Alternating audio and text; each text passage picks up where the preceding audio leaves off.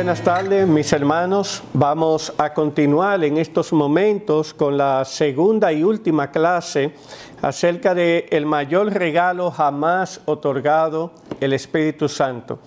En la anterior clase estuvimos viendo 3 puntos fundamentales. Vimos la persona del Espíritu Santo, que el Espíritu Santo es una persona, y por qué decíamos que es una persona. Tiene intelecto, tiene voluntad, tiene emociones. Y también vimos en ese mismo punto de persona que el Espíritu Santo no solamente es una persona, sino que es una persona divina. Y lo probamos con el pasaje famosísimo de Mateo capítulo 28, donde el Señor nos habla de que se bauticen en el nombre singular del Padre, del Hijo y del Espíritu Santo. Entonces igualó al Espíritu Santo con el Padre y con el Hijo.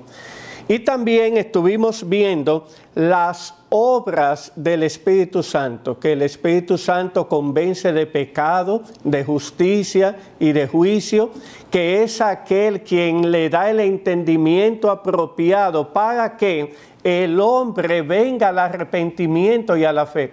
Y más que el entendimiento apropiado, es el que mueve a que la persona que no conocen a Dios reciban la palabra del Evangelio, la abracen, la confiesen y se conviertan.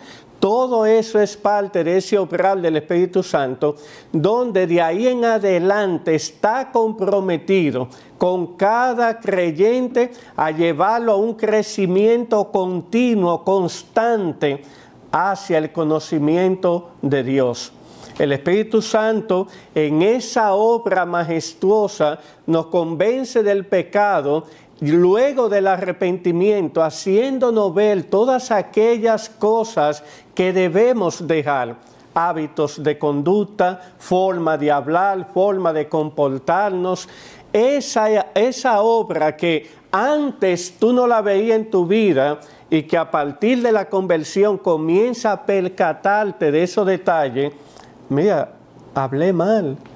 Y tiene esa contrición y va y pide perdón. Eso es el obrar del Espíritu.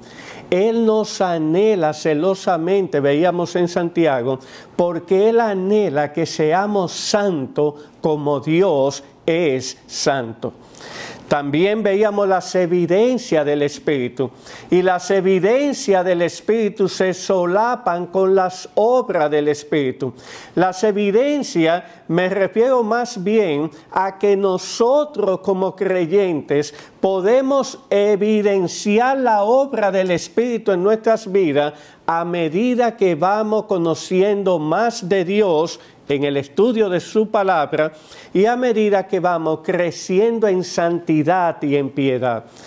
También en nuestros bosquejos señalábamos que íbamos a estar viendo, y es lo que vamos a ver esta tarde, la deshonra del Espíritu y el gozo del Espíritu. Así que, mis amados hermanos, hasta aquí que hemos visto, repito de nuevo, la persona del Espíritu y que es una persona divina, la obra del Espíritu como en la creación, en la santificación, en la regeneración, en la santificación Él está allí obrando, y las evidencias. Por eso mencionábamos Gálatas capítulo 5, verso 22, como esos rasgos, esas evidencias del Espíritu que el creyente puede ver y los demás hermanos pueden ver en ti, te demuestran que el Espíritu Santo está en ti. El apóstol Pablo, cuando nos dice que pensemos en todo lo honesto, todo lo puro, todo lo amable, lo está mandando al pueblo de Dios y en especial a la iglesia en Filipo. ¿Por qué? Porque Pablo sabía que el Espíritu Santo estaba obrando en esa dirección. Y por eso es que esa parte allí la titulé como evidencias. Evidencia para el creyente y evidencia para el que lo está observando de que el Espíritu Santo está en esa persona. Pero se solapan las obras del Espíritu con las evidencias del Espíritu. Vamos a ver entonces en esta tarde la deshonra del Espíritu. ¿Podemos deshonrar al Espíritu Santo? ¿Podemos pecar contra el Espíritu Santo? El domingo pasado veíamos un texto en Efesios capítulo 4, verso 30, donde el apóstol Pablo nos dice: no contristéis al Espíritu Santo de Dios. Lo que Pablo está señalando es que podemos contristar al Espíritu Santo.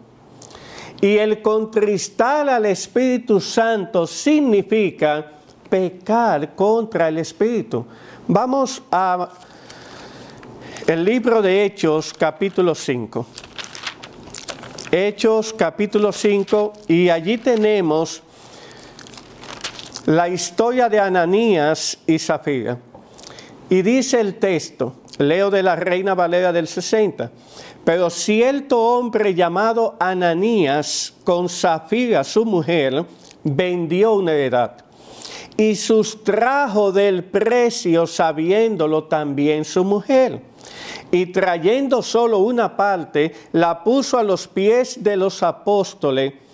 Y dijo Pedro: Ananías, ¿por qué llenó Satanás tu corazón para que mintieses al Espíritu Santo?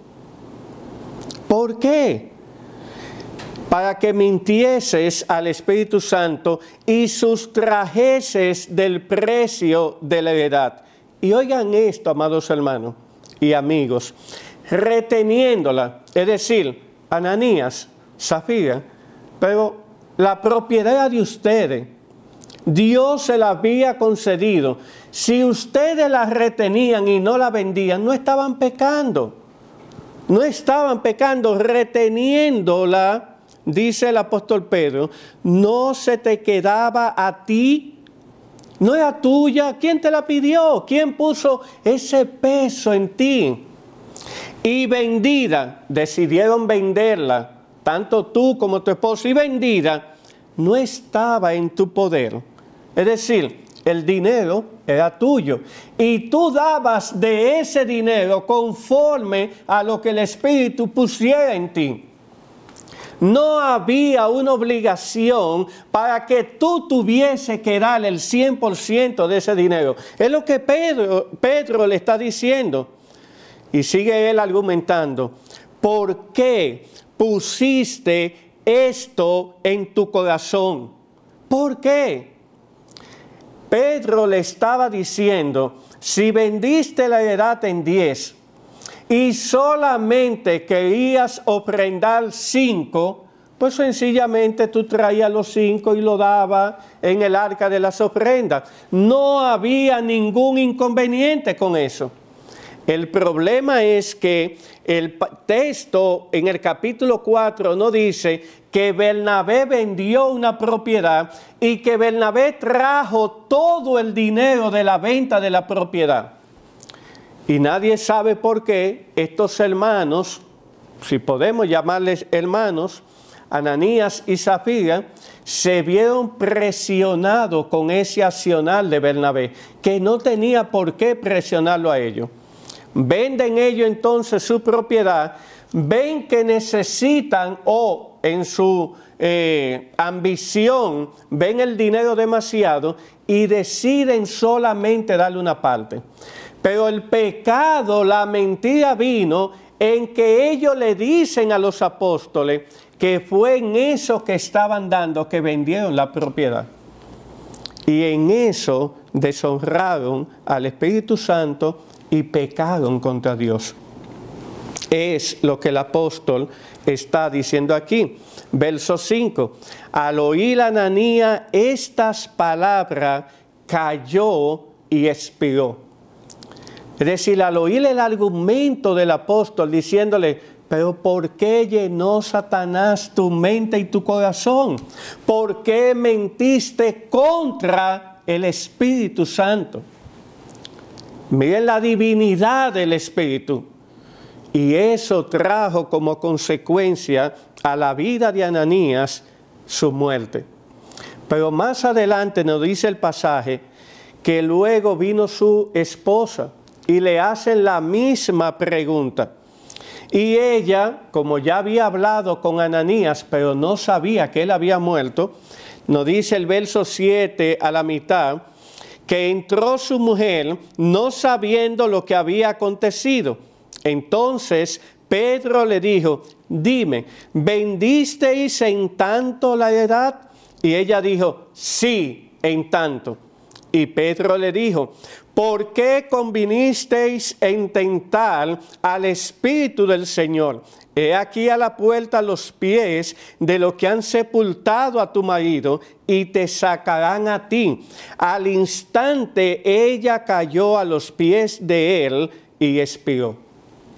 Y esto trajo temor a toda la comunidad de la iglesia naciente en ese momento.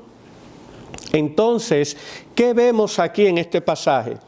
Que la deshonra del Espíritu no es otra cosa que pecar contra el Espíritu, que es lo mismo que pecar contra Cristo o pecar contra el Padre. ¿Por qué? Porque son una sola persona, que subsisten en tres. Pero pecar contra Cristo es blasfemar y pecar contra el Espíritu, como vamos a ver ahora, y pecar contra Dios es pecar contra su Espíritu. Y hay innumerables pasajes en todo el Antiguo y Nuevo Testamento para esto. Vayan conmigo a Mateo capítulo 12. Aquí está el famoso pasaje que ha levantado tanta discusión del pecado imperdonable. Mateo capítulo 12. Verso 22 en adelante. Pero voy a leer, porque es un poco extenso, el 31 y 32. Por tanto os digo, Mateo 12, 31 y 32. Vamos a explicar los demás versos, no se preocupen. Por tanto os digo, todo pecado y blasfemia será perdonado a los hombres, mas la blasfemia contra el Espíritu no le será perdonada. A cualquiera que dijere alguna palabra contra el Hijo del Hombre, le será perdonado. Pero al que hable contra el Espíritu Santo, no le será perdonado ni en este siglo, ni en el venidero. En la clase anterior decíamos que las obras del Espíritu o las obras del Espíritu se evidenciaban en ese caminar del Señor en sus 3 años de ministerio. Cristo estaba lleno del Espíritu Santo, guiado por el Espíritu. El Espíritu ponía la palabra en su boca. Y es en ese contexto que vemos el famoso o la famosa blasfemia, el famoso pecado que no va a ser perdonado. Ahora vamos a leer los versos 22 hasta llegar al 31. Dice, entonces fue traído a él un endemoniado ciego y mudo, y le sanó de tal manera que el ciego y mudo veía y hablaba. Y toda la gente estaba atónita y decía, ¿será este aquel hijo de David? Hablando del Señor Jesús. Fue un milagro tan portentoso que ellos dijeron, pero este tiene que ser el Mesías. Tomen eso en su mente. Verso 24, aquí viene el problema. Mas los fariseos, al oír lo que decían las personas, decían, hablando de Cristo, no echa fuera los demonios, sino por Beelzebú, príncipe de los demonios. ¿Qué estaba pasando aquí? El pueblo, movido por el Espíritu Santo, al ver la sanación del endemoniado, comienza a hacer las conexiones, como decía el domingo pasado, y comienzan a pensar en la venida del Mesías y en los hechos extraordinarios que el Mesías iba a hacer. Pero los fariseos, como atacaban al Señor, como no querían reconocer a Jesús como el Hijo de David prometido, como el Mesías que Dios había prometido en Génesis capítulo 3, verso 15, como vimos el domingo pasado, ellos se levantan y dicen, no. Este no es el Mesías. Este saca estos demonios por Belcebú, príncipe de los demonios.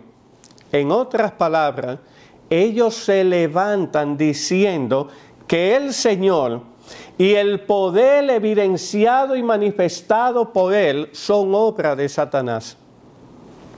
Por eso es, verso 25, sabiendo Jesús los pensamientos de ellos, les dijo, todo reino dividido contra sí mismo es asolado, y toda ciudad o casa dividida contra sí misma no permanecerá. Y si Satanás echa fuera a Satanás, contra sí mismo está dividido. ¿Cómo pues permanecerá su reino? Y si yo, miren aquí la defensa, y si yo echo fuera los demonios por Belcebú, por el príncipe de los demonios, Satanás, ¿por quién los echan vuestros hijos? Por tanto, ellos serán vuestros jueces. Pero si yo, por el Espíritu de Dios, miren allí, echo fuera los demonios, ciertamente ha llegado a vosotros el reino de Dios. Porque ¿cómo puede alguno entrar en la casa del hombre fuerte y saquear sus bienes si primero no le ata? Y entonces podrá saquear su casa. El que no es conmigo, contra mí es, y el que conmigo no recoge, desparrama. Por tanto os digo, ¿ven cómo el Señor está aquí argumentando? Todo pecado y blasfemia será perdonado a los hombres, mas la blasfemia contra el Espíritu no le será perdonada. A cualquiera que dijera alguna palabra contra el Hijo del Hombre, le será perdonado. Pero al que hable contra el Espíritu Santo, no le será perdonado, ni en este siglo, ni en el venidero. El énfasis está aquí recayendo sobre las palabras pronunciadas por los fariseos en el verso 24. El Señor le demuestra lo ilógico de su argumento. Si yo echo fuera a los demonios por el príncipe de los demonios, entonces estamos diciendo que el príncipe de los demonios se está dividiendo a sí mismo. Y todos nosotros sabemos un principio: divide y vencerás.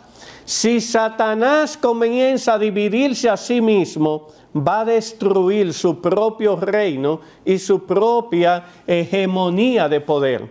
Por lo tanto, eso es ilógico.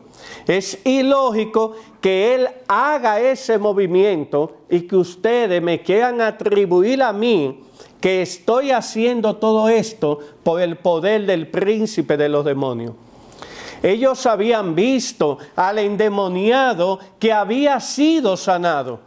Es como aquel otro endemoniado gadareno, que ellos vieron, la evidencia fue palpable de que un hombre que no podía ser atado con cadenas, que las rompía, que no llevaba una vida controlada, una vida desordenada, que nadie podía tener control sobre él, evidencia de que los demonios estaban en él.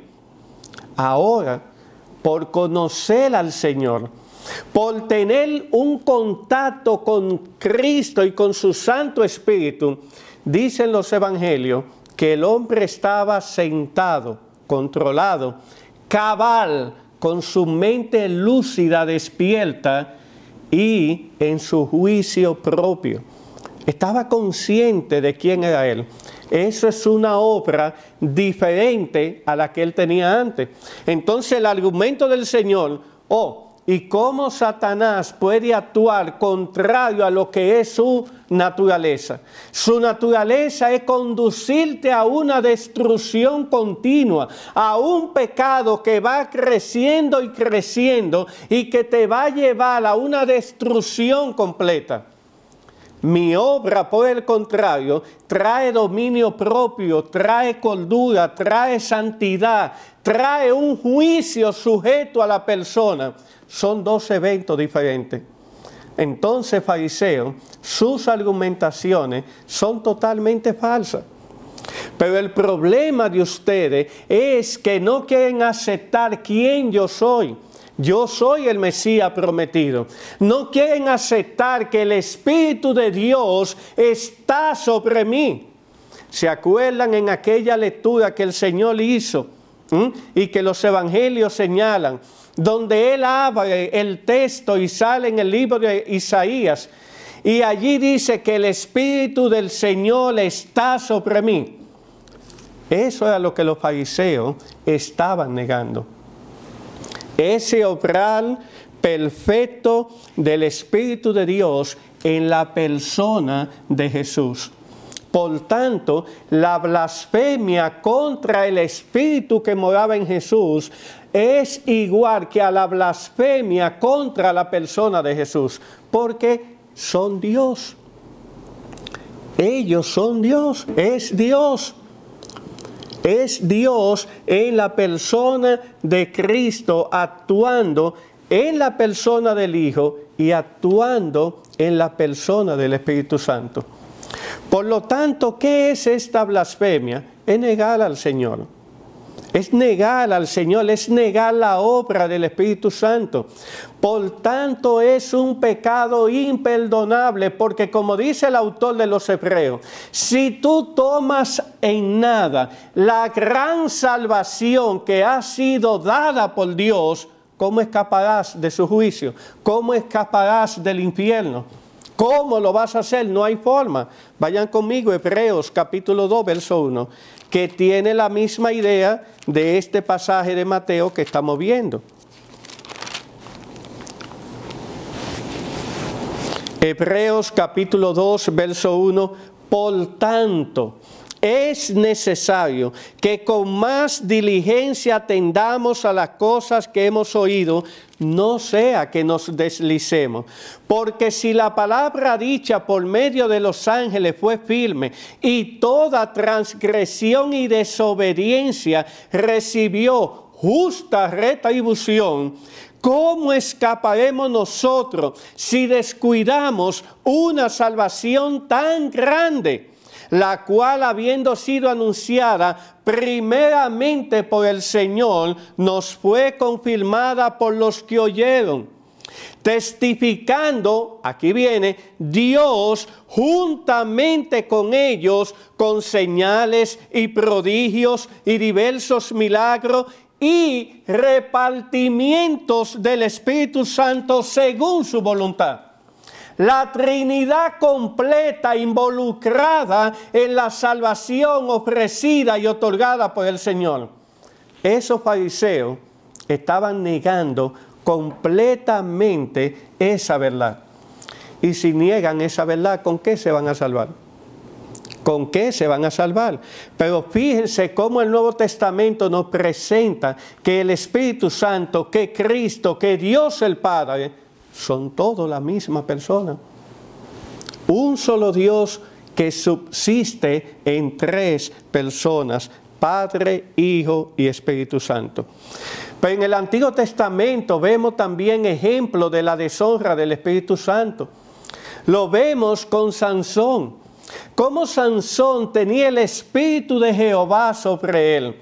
Y Sansón fue dotado de una fuerza especial y sobrenatural. Sin embargo, a medida que Sansón fue coqueteando con el pecado, dejándose seducir de sus pasiones y deseos, buscando una mujer impía como Dalila, y llegándose a ella y teniendo cada vez una vida guiada por el pecado, ¿qué pasó? Que el Espíritu de Dios se apartó de él y Sansón ni cuenta se dio. Y asimismo vemos con los hijos de Elí. Eran hijos del sumo sacerdote, pero vivían impíamente y Dios los mató a los dos. Y lo vemos con los hijos de Aarón, hijos del sumo sacerdote. Entran al templo y mezclan allí el incienso aromático de Dios, mezclan con fuego extraño y Dios los mata. Mis hermanos, ¿qué es lo que quiero llevar a su mente y corazón? El pecado, el pecado, el pecado es lo que deshonra al Espíritu Santo. Por eso el énfasis en todo el Nuevo Testamento y en todo el Antiguo Testamento de vivir santamente. Por eso el énfasis de que el Espíritu de Dios nos anhela celosamente. Por eso Dios ha pagado un precio tan alto en la obra de su amado Hijo y nos ha dado de su Santo Espíritu morando en ti y en mí, para que vivamos conforme a su voluntad y no conforme a nuestro deseo. Ah, pero mi hermano, mi libertad, mi libertad, mi libertad, ¿dónde está mi libertad? Tú no tienes ninguna libertad. Tú no tienes ninguna libertad. Tú antes eras esclavo del pecado, del juicio, de la carne y del diablo. Por eso no había en ti la oportunidad de salvación. Tú estabas muerto en tus delitos y pecados. Y como estabas muerto en delitos y pecados, hacía las inclinaciones pecaminosas que había en tu mente y en tu corazón. Cristo paga lo que tú no podías pagar ni yo, para darnos a nosotros ahora la oportunidad de ser esclavos de la justicia, esclavo de Dios. Y el esclavo va a hacer lo que le dice su amo y lo que le manda su Señor. El esclavo no tiene capacidad de decisión. Por eso es que yo les exhorto, amados hermanos y amigos, a leer ese libro del pastor John MacArthur, Esclavo. Si ustedes van conmigo a Apocalipsis capítulo 1, van a ver un detalle que lo he puesto justamente dentro de este tema de la deshonra del Espíritu Santo. Apocalipsis capítulo 1, verso 1. La revelación de Jesucristo que Dios le dio para manifestar a sus siervos las cosas que deben suceder pronto, y la declaró enviándola por medio de su ángel a su siervo Juan. Tanto la versión Reina Valera como la versión de las Américas hablan de siervo, hablan de siervo. Sin embargo, la Biblia textual, que la pueden buscar en internet o el que la tiene físicamente la puede buscar, traduce este verso de la siguiente manera: la revelación de Jesucristo que Dios le dio para manifestar a sus esclavos las cosas que deben suceder pronto, y la declaró enviándola por medio de su ángel a su esclavo Juan. Somos esclavos. La palabra griega que allí aparece es dulo o dulois, cuando es en plural. Y esa palabra significa básicamente esclavo. Ahora bien, ¿cuál es la diferencia entre un esclavo y un siervo? Lo pueden buscar en Google, en internet.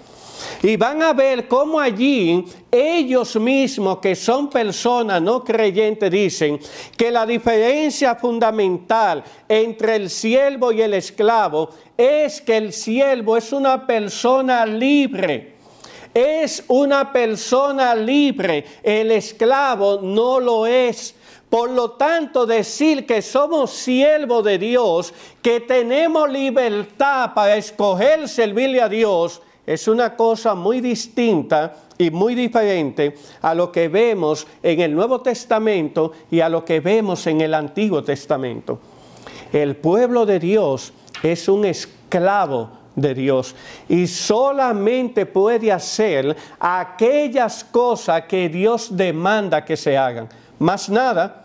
Por eso mató a los hijos de Aarón en el tabernáculo. Por eso dejó a Sansón sin el espíritu, por Sansón estar actuando y haciendo cosas que Dios le dijo que no podía hacer. Y por eso en el Nuevo Testamento vemos cómo muchos fueron engañados porque pensaban que ellos podían inventar, improvisar, crear y manejar. Ananías y Zafira cayeron en esa trampa. Entonces, el Espíritu Santo es deshonrado cuando pecamos, como es deshonrado Dios el Padre, como es deshonrado el Señor Jesucristo. Es pisar la sangre del Señor, y eso no debe ser, hermanos. Pasemos entonces pues a nuestro siguiente punto, el gozo del Espíritu. El gozo del Espíritu. Y a diferencia del punto anterior, el gozo del Espíritu es evidente en nuestras vidas cuando vivimos en obediencia al Señor. Cuando vivimos en obediencia al Señor, nosotros nos vamos a preocupar en hacer y conocer cada vez más la voluntad de Dios para llevarla a la vida práctica.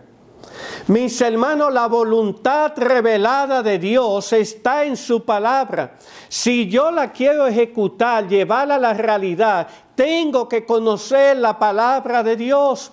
Tengo que involucrarme en conocer qué es lo que esa palabra me manda, qué es lo que esa palabra me ordena, qué es lo que esa palabra me dice que yo debo hacer. La palabra de Dios, desde Génesis hasta Apocalipsis, nos habla constantemente de la santificación. En Tesalonicenses dice el apóstol Pablo, la voluntad de Dios es vuestra santificación. Esa es la voluntad revelada del Señor. Así que el gozo en el Espíritu va a estar de la mano con vivir conforme a la voluntad revelada de Dios.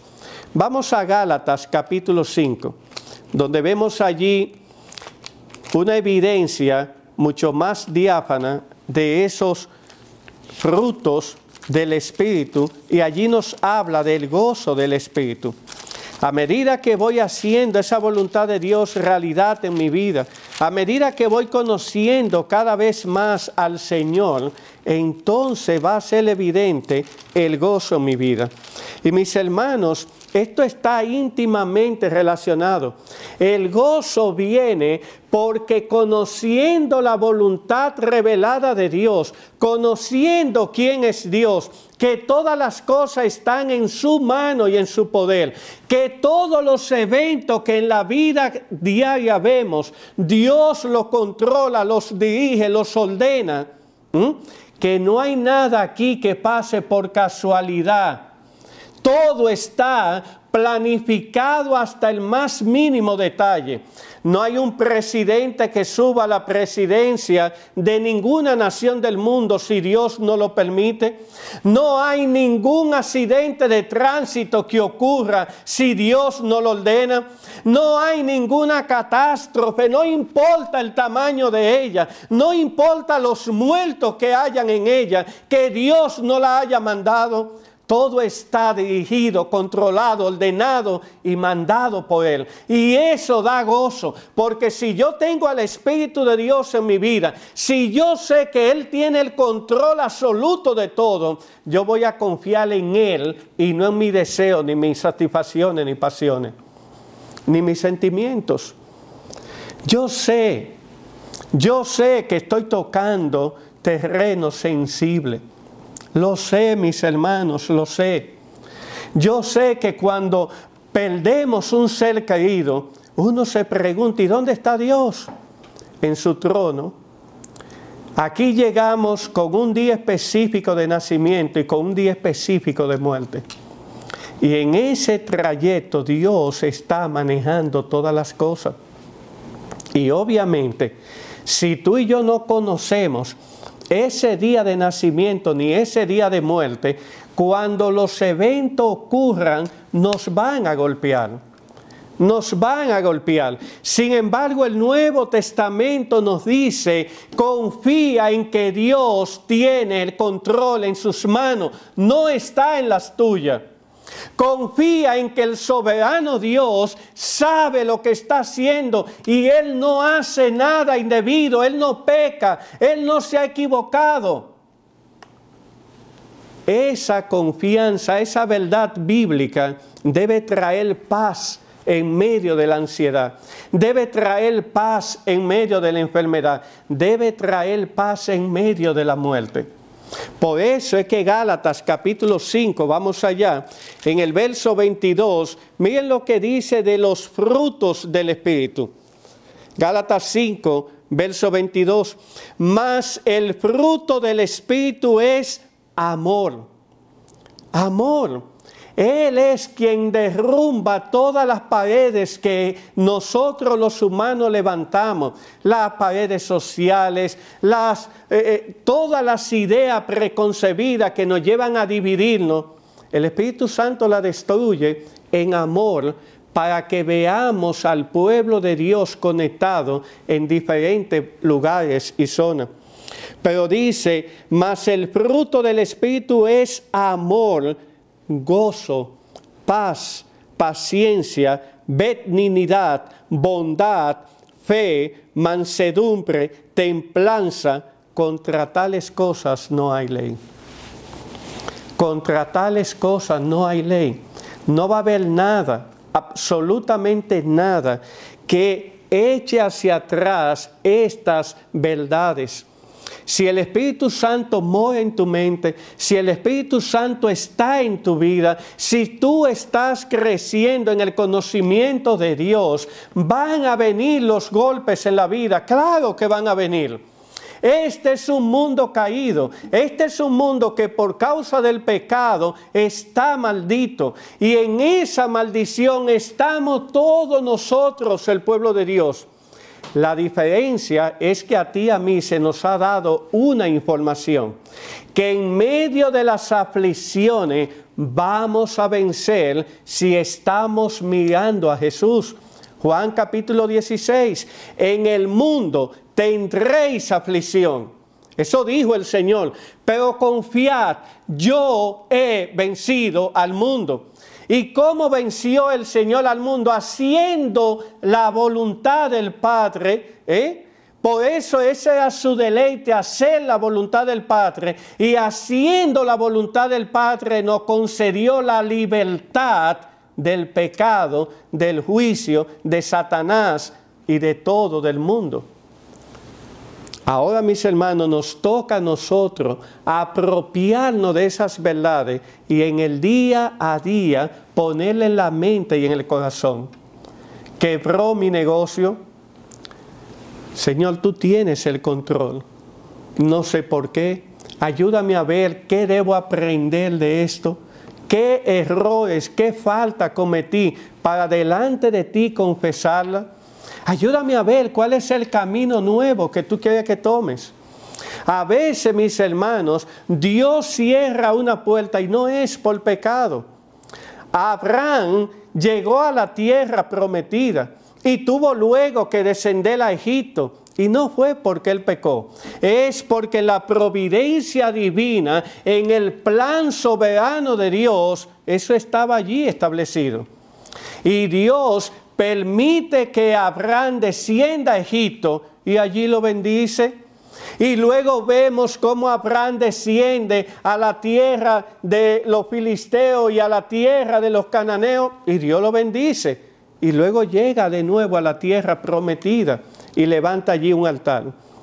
La providencia divina nos va a estar moviendo de un lugar a otro y no necesariamente porque es un juicio y no necesariamente porque es la paga de un pecado. El apóstol Pablo, por ejemplo, Pablo había clamado a Dios que él deseaba ir a Roma para visitar a los hermanos, para predicarle la palabra. ¿Y cómo se lo concedió Dios? Llevándolo preso, pagando el Estado romano todos los gastos del viaje, le concedió los barcos para poder hacer el viaje y luego le da la oportunidad de predicar el evangelio en la casa de César. Pablo no hubiera podido llegar, si no es así, al palacio de César y predicarle a los soldados que allí estaban. Dios tenía un plan y Dios lo llevó a ejecución. Ahora, dentro de esa providencia de Dios, dentro de ese plan soberano, también estaba que los romanos iban a matar a Pablo y lo decapitaron. Pero mis hermanos, la paz que debe traer, el gozo que debe traer estas verdades, es lo que el Espíritu Santo nos da. Dios tiene control de todo y Él no está jugando contigo, ni conmigo, ni con nuestra familia, ni con nuestros hijos. Cuando viene una muerte que no estábamos esperando a nuestras vidas, de cualquiera de nuestros familiares, tenemos que entender esto. Mis amados hermanos, la vida no termina cuando se muere. No, la vida comienza cuando partimos de este mundo. Y es el Espíritu Santo quien lo dice, no es Miguel Almanzar. Apocalipsis capítulo 14. Pongamos estas verdades en la mente y el corazón. Hemos hecho de este mundo transitorio y pasajero toda la vida. Apocalipsis 14:13. Oí una voz que desde el cielo me decía, escribe, bienaventurados, feliz, dichoso significa esta palabra, de aquí en adelante, ¿quién? Los que viven, los que están llenos de riquezas, los que están con una fortuna que no saben qué hacer, los que tienen los éxitos de sus hijos puestos, no. Oigan lo que dice, bienaventurados de aquí en adelante los muertos que mueren en el Señor. Sí, dice el Espíritu Santo. Esos son los bienaventurados, los que han aceptado la obra del Hijo, los que han aceptado la misericordia del Padre, los que han aceptado el obrar del Espíritu Santo en ellos, viven para su gloria, le dan muerte al pecado. Dice, cuando llegue el día de la muerte, ustedes van a ser bienaventurados, gozosos, henchidos de bendición. Porque van a ir a aquel lugar donde ya no habrá más llanto, ni muerte, ni clamor, ni dolor. Porque van a ir a aquella presencia donde van a ser confortados. Y más todavía, porque cuando el Señor venga por segunda vez, ese cuerpo que está hecho polvo en la tierra será levantado, unido al Espíritu que viene con el Señor. Y tú volverás a la existencia plena físicamente, para gozar la eternidad. Eso es bendición. Eso es bendición, hermanos. Y eso es lo que Dios se ha comprometido a hacer contigo, conmigo y con todo su pueblo. Por eso el mayor privilegio es predicar el santo evangelio de Dios. Es una bendición que va a traspasar el tiempo. Óiganme, todo el mundo lucha por el poder terrenal, pero ¿dónde están los grandes presidentes? ¿Dónde están los grandes emperadores? ¿Dónde están los grandes sabios? Todos están bajo el polvo y muchos de ellos condenados por toda la eternidad. Así que tenemos tú y yo la oportunidad de ser bienaventurados cuando partamos de este mundo. El verdadero creyente anhela partir y estar con Cristo, dice Pablo, lo cual es muchísimo mejor. ¿Qué anhelas tú? ¿Qué anhelas tú? ¿Tú buscas en todo lo que haces la gloria de Dios? ¿Tú buscas vivir para Él? ¿Tú buscas conformar tu mente y tu corazón a su voluntad? ¿O estás tan identificado con este mundo que Él es tu todo? El mundo, con todo lo que ofrece. Si eso es así, cuando vengan las aflicciones, cuando vengan esas providencias que chocan con nuestra mente y corazón, te va a dar duro. Somos, en esta condición caída, somos propensos al sufrimiento. Ya cité Juan capítulo 16, verso 33. En el mundo tendréis aflicción, Pero el Señor no termina allí. Pero confiad, yo he vencido al mundo. Que la gloria sea para Él y que estas clases te hayan permitido ver que es digno vivir para la gloria de Dios. Amén. Vamos a orar. Amante Dios, gracias por esta oportunidad. Haz con estas palabras lo que deseas hacer para la gloria de tu nombre. Te lo pedimos en Jesús. Amén.